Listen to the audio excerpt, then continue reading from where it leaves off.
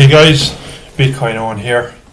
Donald Trump announced an expansion of his military plan. Basically, he's going to increase military spending from $1 trillion a year to $1.5 trillion a year, and will bring a state-of-the-art military, according to Trump, to America.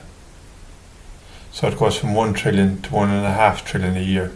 That's a 50% increase in per annum in military spending. Where's he going to get this money from? Trump did his best last year, the first half of 2025, to cut government spending basically, but it was too unpopular. There were too many people upset, too many protests, too many objections in Congress. So he gave up trying to cut using the Department of Government Efficiency, Elon Musk's Doge Department of Government Efficiency. So he gave up, and now he's saying that we're going to grow our way out of it. He's also mentioned Greenland lately, and that means that he's going to increase the size of America basically, and that would probably do some good to US treasuries and the bond market. Basically, I'd say the bond market would probably improve, because it means that they're going to grow the economy of America. But that Greenland is about the same size, if not bigger, than the America. However, Greenland only has a population of 54,000 souls. So 54,000 added into 350 million people, which is the population of America, is not a huge increase. But this all bodes well for Bitcoin, because it just further moves us along the road to the destruction of the dollar. It means that we're going to have more spending, wider deficits, and greater inflation basically, because he's going to try and grow his way out of the deficit, the debt.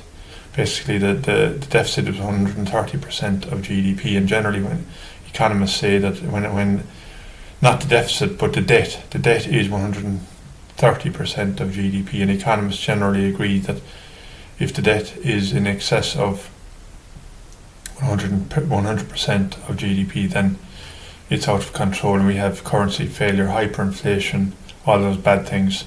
Can you imagine what hyperinflation would look like? Well, there's a book on Amazon that you should read. It's called When Money Dies by Ferguson. I haven't read it, but I'm planning on reading it. It's all about German hyperinflation and how it happened and why it happened and how they got out of it. They got out of it with help from the opposition in World War II. Basically, the British and the Americans gave them a hand, gave them advice, started buying their products, and that's how German manufacturing got started.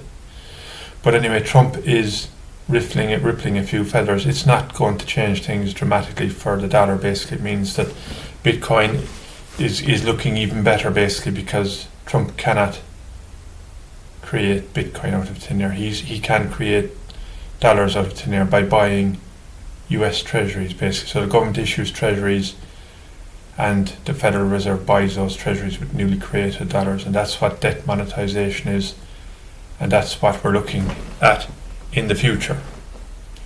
Silver is looking good too, but not as good as Bitcoin. Bitcoin is holding the baton and is in the lead basically down the final stretch.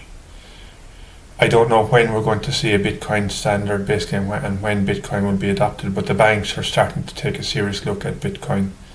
Large banks basically, JP Morgan, Morgan Stanley, Bank of America, Citibank issued a bullish price target for Bitcoin during this past week, $189,000 per Bitcoin, and the price at the moment is around $88,000, $90,000 per Bitcoin.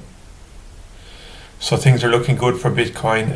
All news basically that comes out from America is positive for Bitcoin. All the news, and the EU, the helpless European Union who don't even have a defence force and have never thought about having a defence force. I reckon this could herald a new EU tax, basically, where they tax the citizens of the EU on top of national taxes and local tax, state and local taxes. We could have an EU tax to fund this defence force that they're talking about and defend us from the Russians.